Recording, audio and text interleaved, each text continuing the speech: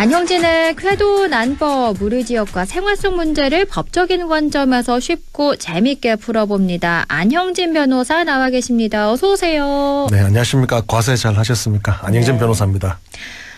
변호사님이 오셨으니까 이거부터 여쭤봐야겠어요. 네네. 윤석열 전 대통령에 대한 1심 선고가 나왔는데요. 무기징역이 선고됐습니다. 이번 네네. 판결 사형이 구형됐었는데 무기징역이 나왔잖아요. 네, 그렇습니다. 적당하다 보시나요? 어떻게 보세요?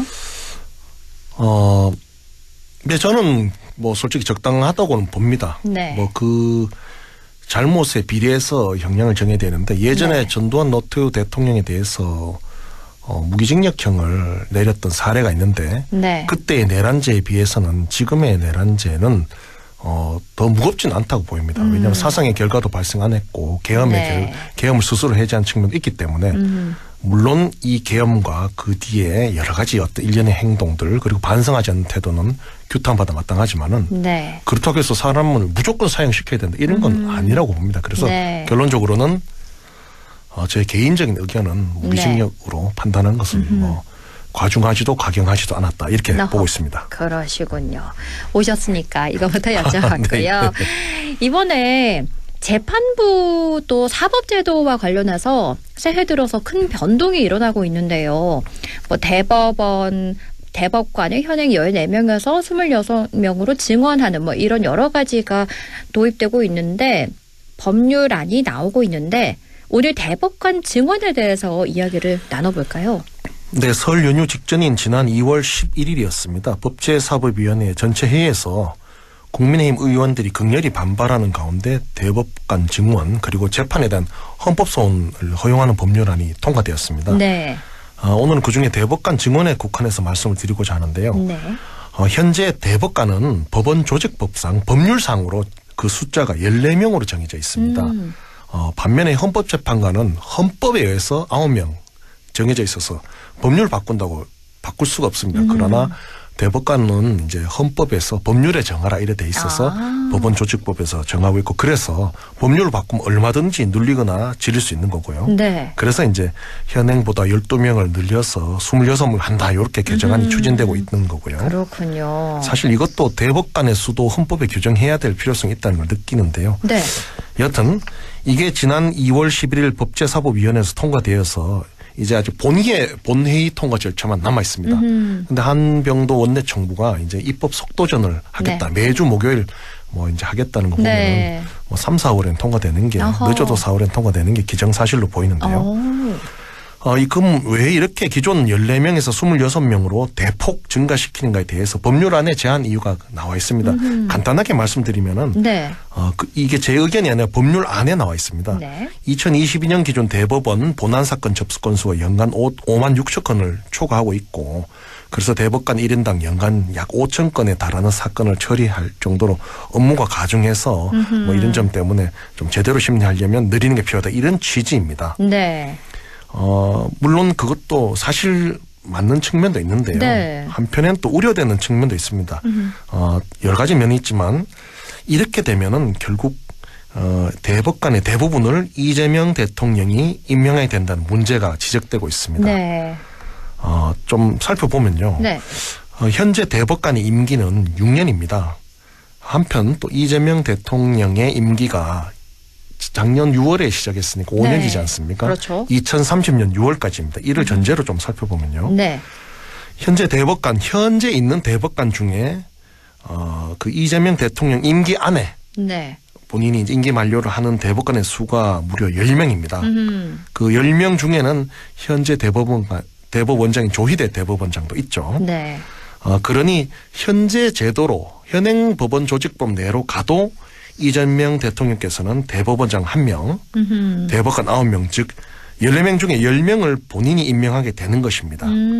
물론 이제 헌법상 대법관이나 대법원장을 임명함에 있어서는 국회의 동의 절차가 반드시 필요합니다. 네.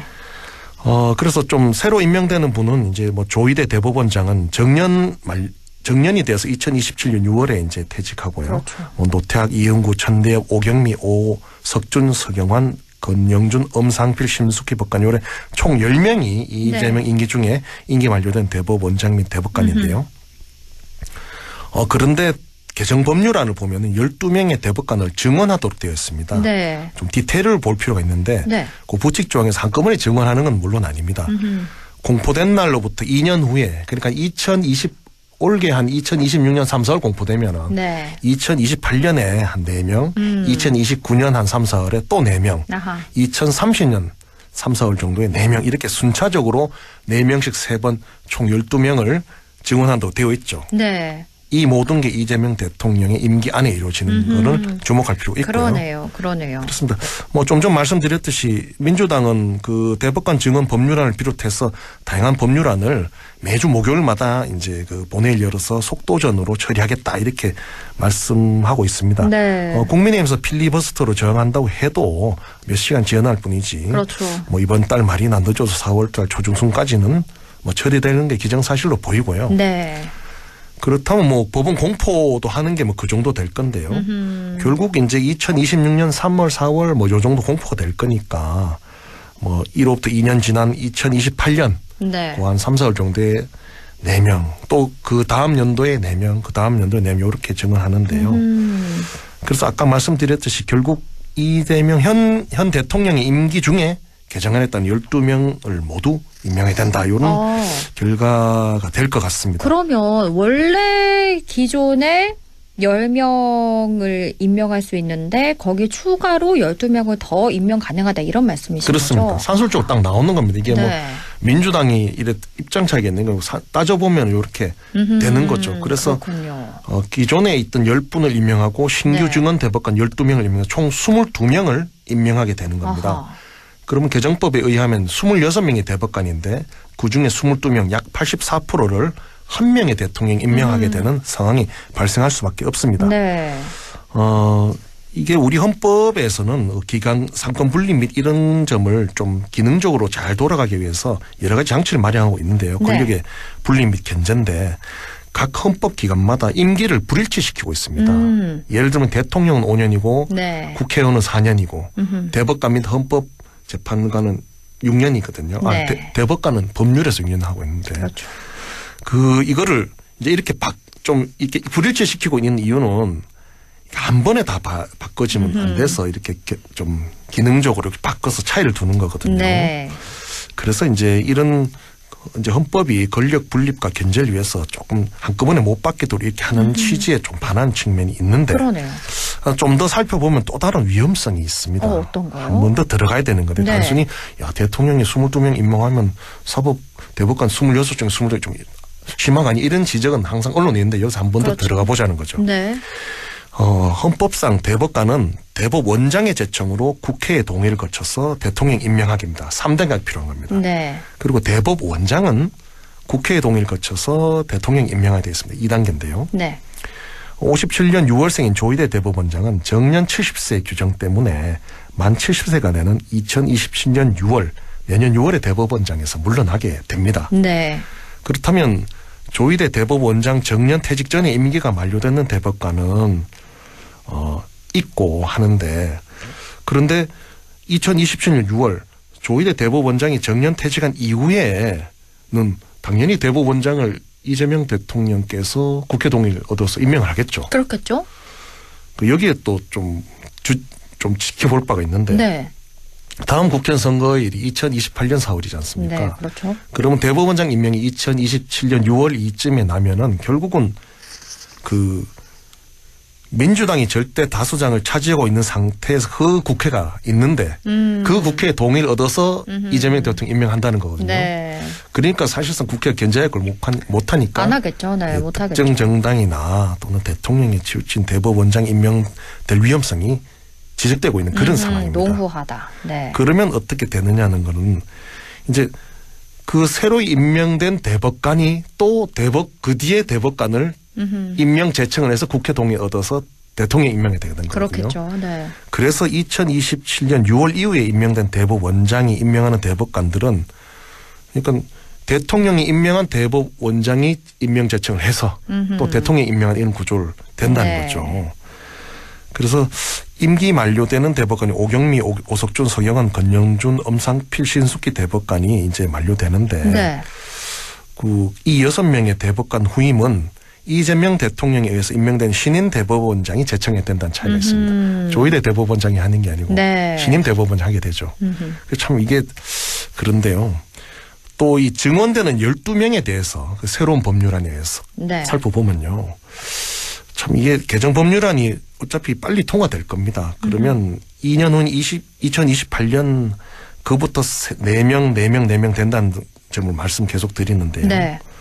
결국 신규 증언되는 대법관 후보자는 이재명 대통령께서 임명한 대법원장이 또 임명 제청을 한다는 그런 네. 특성이 있을 수밖에 없는 거죠. 네. 그렇다면 이걸 자세히 보면은 결국은 한 명의 대통령이 임명한 대법관이 대법관 구성의 거의 80%를 넘는 상황이 발생할 수밖에 없고요. 네. 현재의 개정안에 의하면요 통과가 될 거지만 네. 또 하나는 한 명이 한 대통령이 임명한 대법원장이 또 대법관을 제청하고 또 같은 대통령이 임명하는 대법관이 너무 많아진다는 네. 거죠. 왜냐하면 급하게 대법관을 다 임명하니까요. 그렇죠. 이런 점은 사실 사법권이란 거는 다른 기관과 다르게 굉장히 정치적 중립성이 필요하거든요. 네. 그래서 국회 동의도 없고 막 이렇게 하는데 이런 헌법상 이제 권력 분립적 관점에서 또는 그 사법권의 정치적 중립성인 측면에서 네.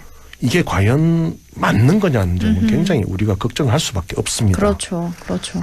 물론 이 법적으로 아까 말씀드렸듯이 너무 1인당 대법관 업무수가 많아서 이렇게 할 수밖에 없다는 항변이 네. 있지만 입장을 바꿔서 예를 들어서 윤석열 대통령이 지금 만약에 그 계엄이라는 좀 이상한 일을 안 벌이고 그냥 이게 네. 임기가 되었을 때 이런 개정안을 처리해서 윤석열 대통령이 대법관 80명 내가 임명하겠다고 했을 때에 그렇다면 민주당이 가만히 있을까요?